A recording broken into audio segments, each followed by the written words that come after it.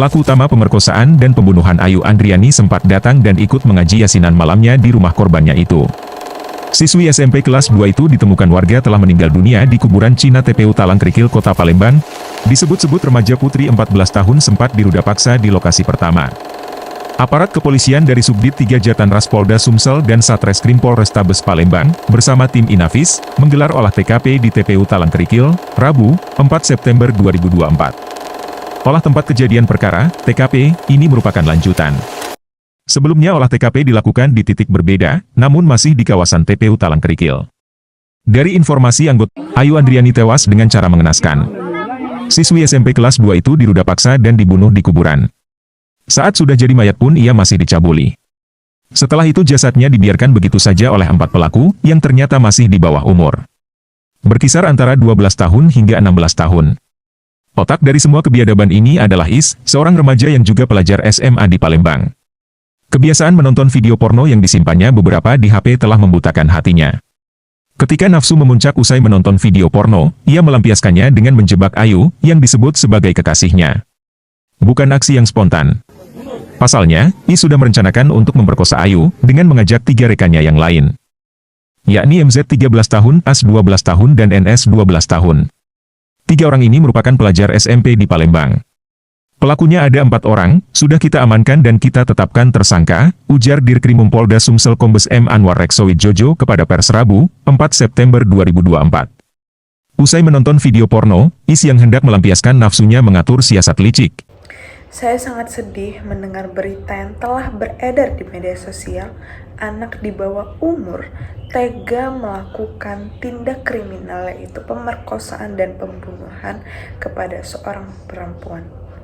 Seperti yang diketahui, pelaku inisial IS mempunyai kebiasaan menonton film dewasa. Kemudian ia melampiaskan keinginannya tersebut kepada korban dan menjebak korban. IS mengajak 3 rekannya yang masih SMP untuk melakukan hal keji tersebut. IS ini berumur 16 tahun,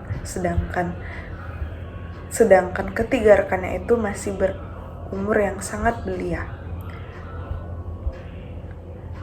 IS sebelumnya mengajak temannya untuk melakukan hal keji tersebut dan sudah direncanakan.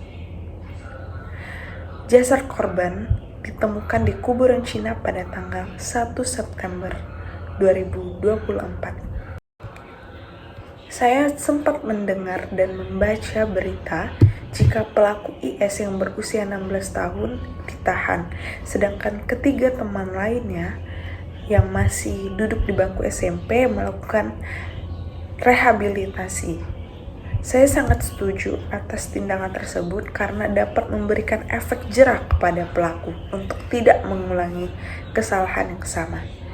Oleh karena itu, saya dapat mengambil kesimpulan langkah yang dapat kita lakukan sebagai orang tua untuk melindungi anak kita supaya tidak melakukan tindakan kriminal seperti yang telah beredar di media sosial adalah yang pertama, dapat mengawasi penggunaan internet kepada anak.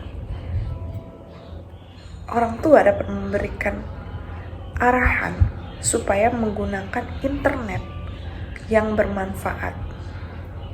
Yang kedua, adanya pendidikan sex education, yang mana orang tua harus memberikan wawasan mengenai sex education kepada anak, supaya anak tidak berkembang untuk melakukan hal-hal yang negatif.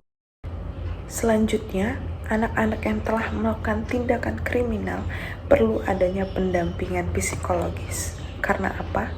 Mungkin bisa kita lihat, apalagi psikologis mereka terganggu, menyebabkan mereka menonton film dewasa dan melakukan perbuatan pembunuhan dan pemerkosaan.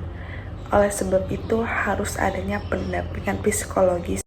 Oleh karena itu kita sebagai orang tua harus melakukan sex education kepada anak supaya mereka tidak melakukan hal-hal keji dan tidak berani menonton film porno. Dan saya berharap semoga kejadian tersebut tidak terulang lagi.